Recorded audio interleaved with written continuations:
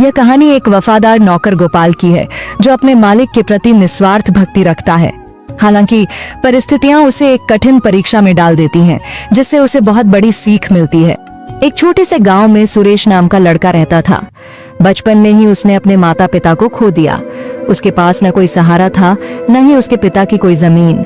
वह एक छोटी सी झोपड़ी में रहता था, लेकिन गांव में आई बाढ़ के कारण उसकी झोपड़ी भी बह गई। गांव के जमींदार धर्मदास बहुत दयालु व्यक्ति थे। उन्होंने सुरेश पर दया कर उसे अपने यहाँ काम पर रख लिया और रहने के लिए एक झोपड़ी दे दी। समय बीतता गया और सुरेश बड़ा हो गया। अब वह पूरी लगन से जमींदार के यहाँ काम करता था और जमींदार भी उस पर बहुत भरोसा करने लगे थे। एक दिन जमींदार ने सुरेश से कहा, बेटा, तुम अब शादी क्यों नहीं कर लेते? अब तुम्हारी शादी की उम्र हो गई है। तुम्हारी पत्नी आएगी तो तुम्हारे कई कामों में हाथ बौंटाएगी।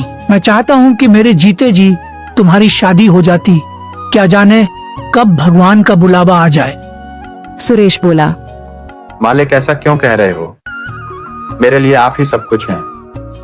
आप जैसा उचित समझे मैं वही करूंगा। जमींदार बोले, मेरी नजर में तुम्हारे लिए एक बहुत अच्छी लड़की है। शादी के खर्च की चिंता मत करना, वह मेरी जिम्मेदारी होगी।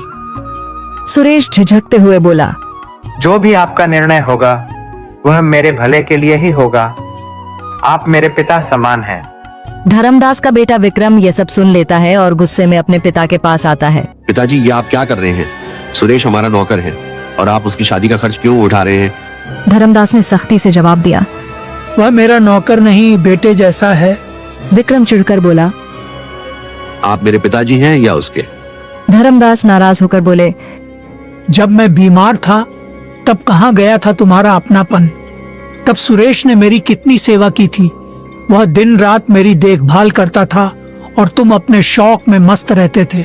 तुम मुझे मत सिखाओ कि कौन अपना है और कौन पराया। विक्रम और भी गुस्से में आ गया। उसने सोचा कि उसे सुरेश को रास्ते से हटाना होगा। विक्रम नशे और जुए की लत में डूबा हुआ था। एक दिन उसने अपने पिता से 10,000 रुपए मांगे, लेकिन जब जमींदार ने उसे पैसे देने से इनकार कर दिया तो वह भड़क उठा। विक्रम ने सोचा, अब मैं देखता हूँ कि मुझे पैसे कैसे नहीं मिलते। वह चोरी की योजना बनाने लगा। अगले दिन जमींदार की तिजोरी से 20,000 रुपए गायब हो गए। पूरे घर में हड़कंप मच गया। विक्रम मौके का फायदा उठाकर बोला, पिताजी, चोर और कौन हो सकता है? सुरेश ही होगा। सुरेश हैरान रह गया। उसने सफाई दी, मालिक, मैं ऐसा नहीं कर सकता। आप पर मेरा पूरा जीवन समर्पित है।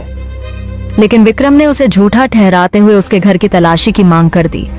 जमींदार ने पहले विक्रम के कमरे की तलाशी ली, लेकिन वहां कुछ नहीं मिला। फिर सुरेश की झोपड़ी की तलाशी ली गई और वहां से पैसे मिल गए। सुरेश स्तब्ध रह गया। यह कैसे हो सकता है? यह किसी की साजिश है। जमींदार का भरोसा टूट गया। विक्रम बोला, देख लिया पिताजी, अब पता चला कि कौन सच्चा है और कौन झूठा। धर्मदास को बहुत बड़ा झटका लगा। उन्होंने सुरेश की तरफ देखा, लेकिन कुछ नहीं बोले। सुरेश रोते हुए बोला, मालिक, मैं निर्दोष हूँ। मैं आपके लिए जान दे सकता हूँ, पर चोरी नहीं कर सकता।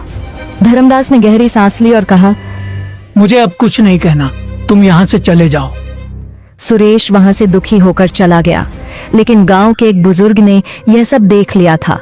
उन्होंने जमींदार को बताया कि उन्होंने आधी रात को विक्रम को चुपके से पैसे छुपाते देखा था। धर्मदास को जब यह सच पता चला तो उन्हें बहुत पछतावा हुआ। उन्होंने तुरंत सुरेश को बुलाया और गले से लगा लिया। बेटा, मुझसे बहुत बड़ी गलती हो गई। मैं तुम पर भरोसा नहीं कर सका। विक्रम ही असली चोर है। सुरेश की आंखों में आंसू थे, लेकिन उसने जमींदार से कहा, मालिक, आपको दोषी महसूस करने की जरूरत नहीं। आपके लिए तो मैं जान भी दे सकता हूँ। धर्मदास ने विक्रम को घर से निकाल दिया और उसे अपनी गलती सुधारने का आदेश दिया। विक्रम का झूठ उजागर हो चुका था। गांव के लोग जमींदार के फैसले की सराहना करने लगे। सुरेश को फिर से जमींदार ने अपने साथ रख लिया और उसे अपना उत्तराधिकारी बना लिया। इंसान की असली पहचान उसके कर्मों से होती है, न कि उसकी संपत्ति से।